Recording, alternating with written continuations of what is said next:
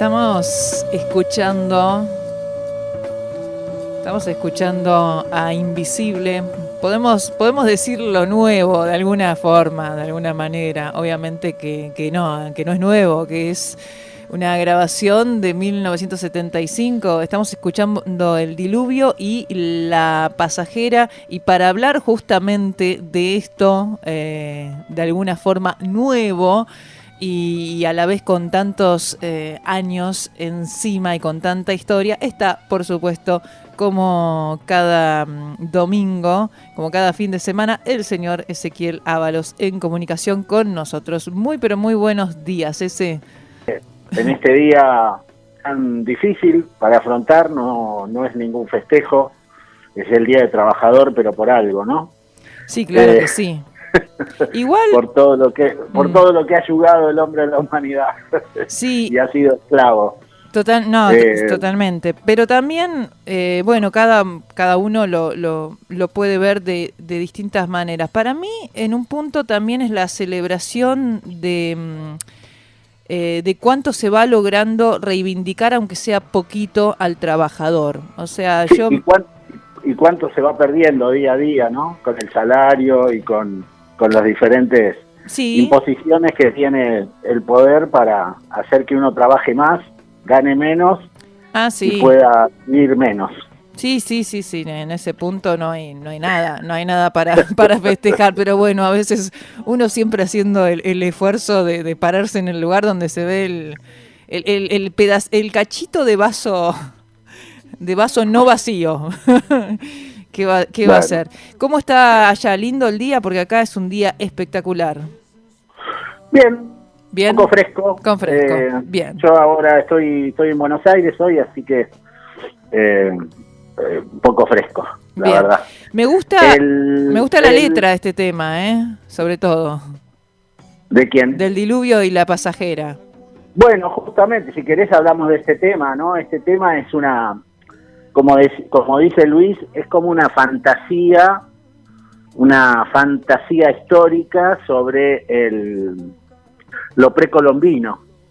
¿Viste? Si querés te cuento algo de la letra. La letra dice, por ejemplo, desde el cuerpo del volcán ya muerto, los indígenas preparan otro rayo láser para que el diluvio ya jamás los seque. Según en el libro Crónicas e Iluminaciones de Eduardo Berti sobre Spinetta, muy buen libro donde Eduardo Berti analiza mucho las letras de Spinetta. Spinetta habla que es como una fantasciencia de los orígenes precolombinos y que habla de esa sensación de culturas muy sabias y que han sido diezmadas, todos sus tesoros violados, pero que algunos secretos todavía permanecen y están en actividad. Mirá, y vos es un poco la explicación de Spinetta de ese tema. Mirá, y yo un poco el comentario era una ironía, porque en este álbum que ahora vas a contar y hablar de la novedad, ¿no? De lo que vamos a escuchar hoy y de lo que se trata este bloque con Invisible, justamente en esta versión es instrumental, El Diluvio y La Pasajera. Completamente instrumental, no hay letra. Mirá, bueno, es una manera, capaz que en ese momento también entraba este personaje, el molesto, con algún tipo de... Porque Invisible lo que tenía es que como es como la primera banda que incluye en sus recitales efectos especiales, proyecciones de películas, de diapositivas, de personajes como el molesto que salían luqueados de diferentes maneras en diferentes shows a interrumpir el show de Spinetta cuando tocaban temas instrumentales. Capaz que en ese momento entró el molesto. Sí, puede ser. Bueno, pero un poco haciendo historia de esto, este es el mejor momento de Invisible. Año 75 es casi el fin del año 75, donde la banda presenta el disco Durazno Sangrando, pero que en este disco solamente está el tema Durazno Sangrando. ¿Por qué? Porque esta grabación de este show fue hecha por el sonidista. Carlos Melero, un gran sonidista que venía trabajando con los Mía desde hace mucho tiempo y que experimentó mucho con el sonido, tenía unos muy buenos equipos para la época, y grabó el show. ¿Y qué pasó? Carlos Melero, cuando se arma la INAMU, el Instituto de Música, esto que viene de la UMI, Sí. Entrega estas grabaciones al INAMU. Y el INAMU directamente se contacta con Catarina Spinetta y le entrega las cintas que Carlos Melero les dio al INAMU. Así aparece este disco. Bien. 47 años después. Bien, eso, Ezequiel. Hay gente que nos está escuchando que capaz no está relacionando esta noticia que sucedió ahora, hace pocas horas, hace unos días nada más. Para esa gente, contá por qué estamos hablando de esto nuevo, eso. Apareció esto 45 años después. Es una muy buena noticia para todos los seguidores del Flaco. Claro, es un poco lo que dije recién, digamos. Carlos Melero, que era el sonidista que grabó este show hace 47 años, cede este material al INAMU. Claro. Y el INAMU se lo entrega a Spinetta, a Catarina, a la hija, y Catarina se contacta con Pomo y con Machi, hacen una propuesta para Sony Music, por un contrato específico para el lanzamiento, y sale este disco, que fue presentado hace 3 días en la disquería RGS. Bien, sí, fue anunciado el año pasado y aparece ahora, y el otro día Machi publica un pequeño video donde estaban firmando, ¿no? los discos, horas y horas firmando discos. Bueno, porque ellos también plantearon eso, digamos que se sometían a esa situación de firma, y así lo hicieron, estuvieron 2 horas firmando autógrafos. El disco, te cuento algunas cositas. Sí. El disco en sí mismo es un solo long play, no son 2. Y este long play no incluye, digamos, como fue la presentación de Durazno Sangrando, solamente un tema del disco Durazno Sangrando. ¿Por qué? Porque había temas grabados y otros no. Y entre los temas grabados, lo que ellos eligieron es mostrar un poco la diversidad de la banda a lo largo de los 3 discos. Entonces incluyen 2 temas del primer disco, 2 temas de un simple. Después, cuando cambian de compañía, que es cuando graban Durazno Sangrando, dejan solo Durazno Sangrando. Y después ponen 2 temas que son para esa época inéditos, que después fueron grabados en el Jardín de los Presentes, en el tercer disco. Claro. Cuando Invisible ya era un cuarteto. Claro. Entonces esto muestra el mejor momento del trío, en su mejor momento de simbiosis musical, y recordar que Invisible también es un grupo y un proyecto colectivo de Spinetta. No es una banda de Spinetta, fue siempre un trío que firmaba los temas, los 3 como Invisible. Bien. Después le cedieron el nombre ya a Spinetta, pero digamos que en ese momento eran un trío, componían juntos, trabajaban juntos y hacían todo juntos, casi en una eterna convivencia, te diría. Y bueno, así suena, un relojito, como este tema o como alguno que vamos a escuchar. Antes de escuchar un tema, ¿me podés aclarar las 2 formaciones? ¿Quiénes estaban en una y en otra? O sea, ahí en cambio de músicos, que no lo tengo claro. Bueno, Invisible empieza en octubre del 73. Por un lado, mientras asesinaban a Pinochet, y mientras tanto Perón volvía a gobernar, para situarnos en la época. Pomo, Machi, que habían sido la base de Papos Blues, del disco Volumen 3, el muro macizo, como le decían, la prensa. Bueno, Spinetta lo iba a ver a Papos Blues y moría por esos 2, el bajista y el baterista, para su banda, cuando se estaba, digamos, desarmando Pescado Rabioso y él hacía el disco Artaud. Entonces, cuando ellos tienen un desencuentro con Papo, que es la época de la película Hasta que se ponga el sol, que ahí vemos a un Papo tocando con otros músicos, que no era Pomo y Machi, ahí Spinetta le propone juntarse, hacer un trío colectivo y firmar todos juntos y hacerlo horizontal.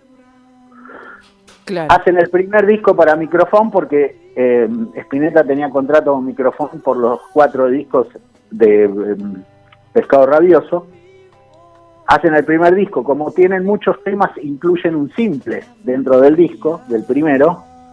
Después hacen otro simple que se llamó el tema Viejos Ratones del Tiempo, que está en este long play, pero que era de la primera época.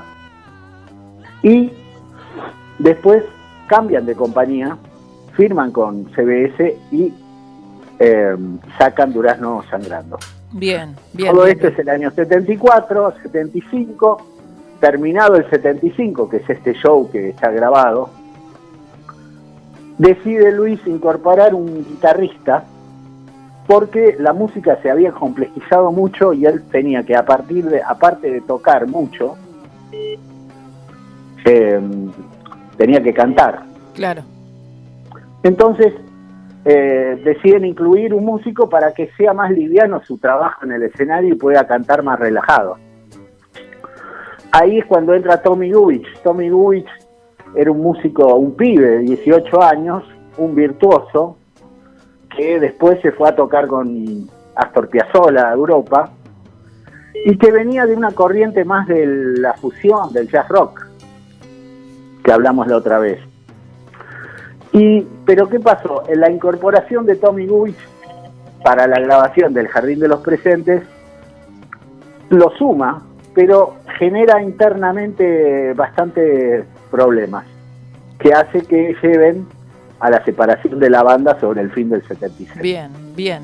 Porque era muy joven, porque todas las cosas eran colectivas, entonces todos estaban en un mismo plano horizontal y empiezan a haber choques entre ellos. Ahora sí, vamos a escuchar ¿Que ves el cielo? ¿Te parece?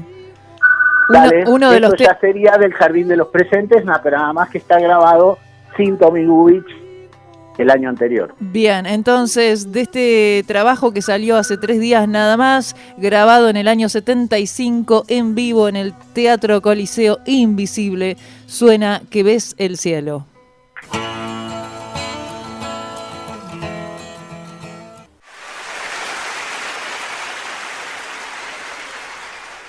Hermosísimo. Que ves el cielo, lo que escuchábamos de este Invisible que acaba de salir este disco, de esta grabación 1975 Teatro Coliseo. Bueno, acá estamos disfrutando. Bueno, algunos datos del disco. Ya contamos cómo aparecieron las cintas, quién fue el sonidista. Por otro lado, estas cintas fueron digitalizadas y masterizadas por Gustavo Gauri y Mariano López, 2 capos en esto. Sí. Diseñado por Theo Lafleur, que es el hijo de unos Lafleur, ahí amigos de ellos de aquellas épocas. Y bueno, el disco está a la venta. Tiene 2 precios porque tiene el disco vinilo y el disco CD. Bien. El disco vinilo en Mercado Libre se consigue más o menos a 8.000 pesos. Hay varios precios que rondan los 8.000 pesos. Y el CD es más barato, está en más o menos 1.300 pesos. Bien. Yo aconsejo el vinilo. Y sí. Porque esto fue trabajado de una cinta de cassette, una cinta de grabador de cinta abierta. Entonces mantiene un poco ese sonido vintage, como le dicen, que la digitalización en WAV de los temas, ¿no? Claro. Pero bueno, hoy cada uno como puede. Y si no, que escuchen algunos temitas que hay en YouTube, como para que se den una idea de cómo sonaba Invisible en esa época, y que finalmente Invisible tiene un disco en vivo 47 años después, y 13 años de la despedida de las bandas eternas en el estadio de Vélez, donde volvió a tocar Invisible y quedó plasmado 5 temas en lo que fue Spinetta y las bandas eternas en vinilo, en CD. La verdad que alucinante. Desde que se fue el Flaco, tenemos la bendición de seguir recibiendo su música de distintas maneras, ¿no? El año pasado con una reedición de Artaud, de un concierto también, ¿no? Pero eso es una grabación claro, muy precaria. Sí, otra cosa, muy difícil de... Pero bueno, la alegría está de seguir escuchando algo que todavía no escuchaste. A eso apuntaba. Ezequiel, muchísimas gracias, y gracias por traernos, además de linda música y lindas historias, en este caso una novedad. Estamos con esto en estos días de Invisible. Buenísimo, compartimos la alegría. Y disfruten de este tema, Viejos Ratones del Tiempo, que es un tema que tiene que ver con la primera etapa, con un segundo simple de la banda, y como anécdota, recordar que en las presentaciones de verano del año 74, a quien iba al show le regalaban un ratoncito hecho en papel, que uno lo desarmaba y adentro tenía la letra del tema. Ah, me muero. ¡Wow! ¡Qué lindo! Ay, me encantó. Gracias. Bueno. Gracias, chao, querido. Hasta luego. Un abrazo. Hasta el domingo que viene. Hasta el próximo domingo. Chao.